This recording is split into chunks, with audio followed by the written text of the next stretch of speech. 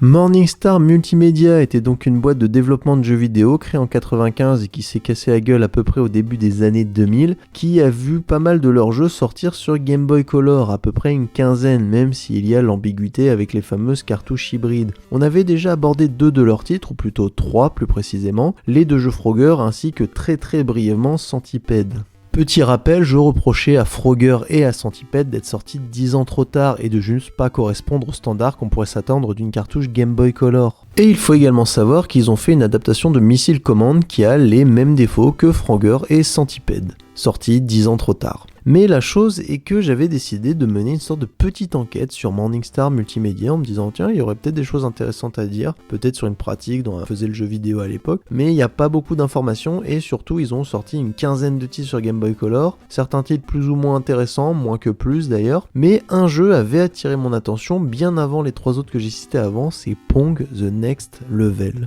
Déjà, je rassure tout de suite, Pong The Next Level porte très bien son nom, vu que pour le coup, c'est bien une adaptation de Pong, mais avec des modes de jeu supplémentaires, heureusement, parce que c'est quand même le premier jeu vidéo au monde, et oui, les plus tatillons d'entre vous diront que non, mais l'histoire avec un grand H a retenu Pong. Et il faut savoir que c'est un petit peu ce jeu qui m'a fait découvrir Morningstar, qui a donc permis un petit peu de créer la vidéo sur Frogger et un peu de parler de Centipede, et qui m'a même longtemps fait hésiter à faire une vidéo complète sur Morningstar, mais que je n'ai pas faite pour les raisons que j'ai évoquées plus tôt. Parce que ce jeu, c'est un des pires de la Game Boy Color. Je sais bien que j'enchaîne un peu 2 vidéos sur les pires jeux de la Game Boy Color, mais là, ça m'a vraiment motivé à trouver le moyen d'en parler, parce que ça fait quasiment 1 an et demi, 2 ans que je ne sais pas comment évoquer le titre, tellement il est vide. Je veux dire, Pong c'est très bien en soi, mais déjà c'est une mauvaise adaptation de Pong. Je trouve que la taille de l'écran par rapport aux tailles des raquettes et à la vitesse de la balle est vraiment pas bonne. Ensuite les modes de jeu supplémentaires sont bien trop rudimentaires. Il y a 3 fois rien en fait, ok, il y en a un où les raquettes bougent, il y en a un où il y a des obstacles en plus, tout ça. C'est pas très pertinent, c'est pas très intéressant, ça aurait gagné à ce qu'il y ait beaucoup plus de trucs, genre du multi-ball,